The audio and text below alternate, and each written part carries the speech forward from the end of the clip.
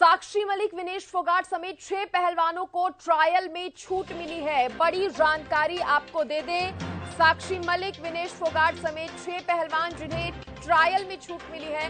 पहलवानों को छूट देने पर ओलंपिक मेडलिस्ट योगेश्वर दत्त नाराज हो गए।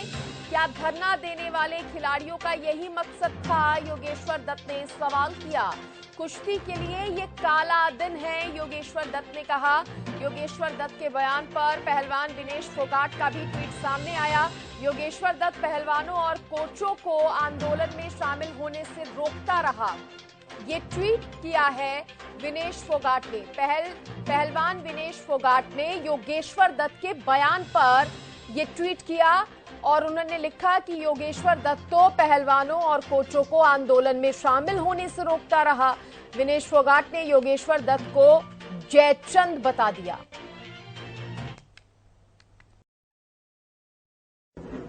और भी बहुत से पहलवान हैं जो इस देश में नंबर 1 है, पर बस आपने इन 6 पहलवानों के लिए ट्रायल में छूट देना मेरी समझ से बाहर है और ये सरासर गलत है। ऐसा तो आज तक जो पहली फेडरेशन थी उसने भी नहीं किया। जो फैसला आपने लिया है बिना कोई नियम देखे, बिना कोई क्राइटेरिया बनाए, तो मैं सभी हमारे जितने भी पहलवान हैं, ग्रीको रोमन के, फ्री स्टाइल के और लड़कियां, तो आप अपनी आवाज जरूर उठाइए।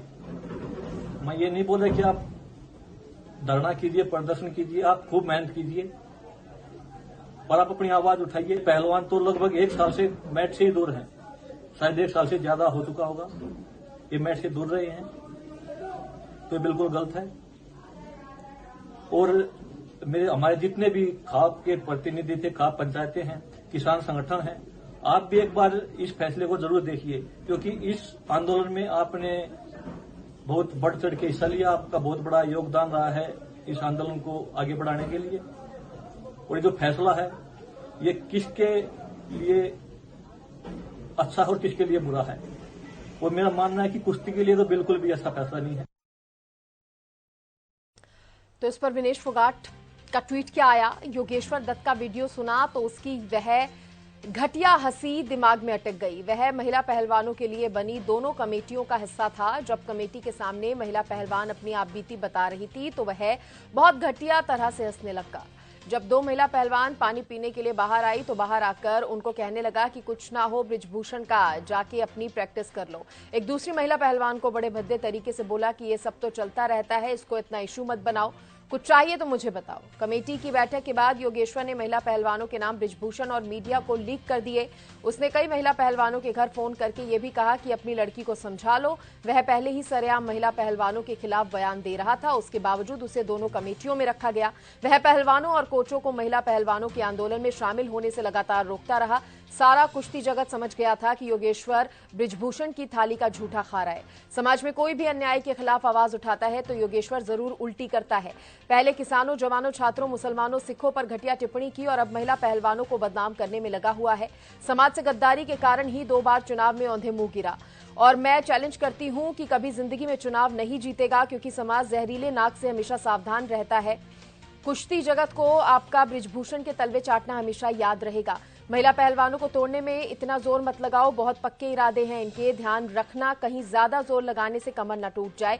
रीढ़ तो पहले ही बृजभूषण के पैरों में रख चुके हो।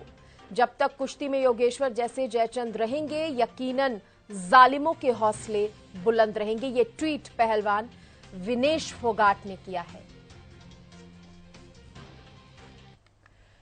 और इस खबर पर ज्यादा बातचीत करने के लिए वरिष्ठ संवाददाता अमित तिवारी मेरे साथ जुड़ गए हैं। अमित, जिस तरह से साक्षी मलिक, विनेश फोगाट समेत 6 पहलवानों को ट्रायल में छूट मिली है, उसके बाद योगेश्वर दत्त का बयान आना और उस पर फिर पलटवार होना, किस तरह से समझा जाए इसे? जी बिल्कुल सृष्टि, सबसे महत्वपूर्ण है आज का जो पहला एपिसोड, जिसमें महिला जो 6 पहलवान जो आंदोलनकारी थे उन्हें छूट दी गई पैनल की ओर से। भारतीय ओलंपिक संघ के तदर्थ पैनल ने उन्हें 6 आंदोलनकारी पहलवानों को के लिए छूट का जो ऐलान किया, उसके बाद जो जिस प्रकार का बयान योगेश्वर दत्त का आया, उसको लेकर तीखी प्रतिक्रिया विनेश फोगाट ने दी और आरोप भी ऐसे ऐसे लगाए हैं कि जो पूरा ट्वीट है उनका वो इस प्रकार का है कि जिसमें कोई भी पढ़ता है तो सत्ते में आ सकता है। और योगेश्वर दत्त का कहना है कि ऐसा पहली बार हुआ है कि जिसमें आंदोलन की वजह से छूट दी गई हो किसी पहलवानों को।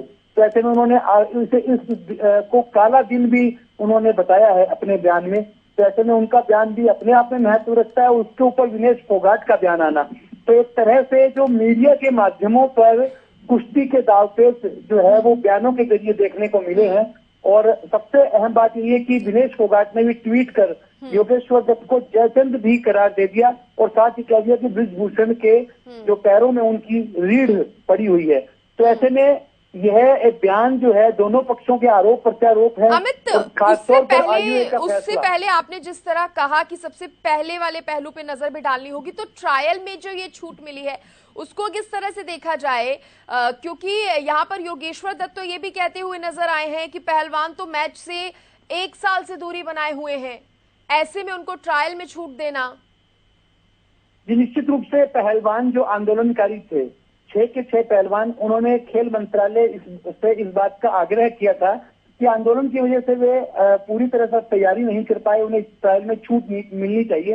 हालांकि अगर बात की जाए पहले भी बजरंग और विनेश को जो पहलवानों को चोट से बचाने के लिए पहले भी उन्हें ट्रायल से पूर्ण रूप से छूट मिल चुकी है, लेकिन संगीता, सत्याव्रत और जितेंद्र को ऐसी छूट पहले कभी नहीं मिली।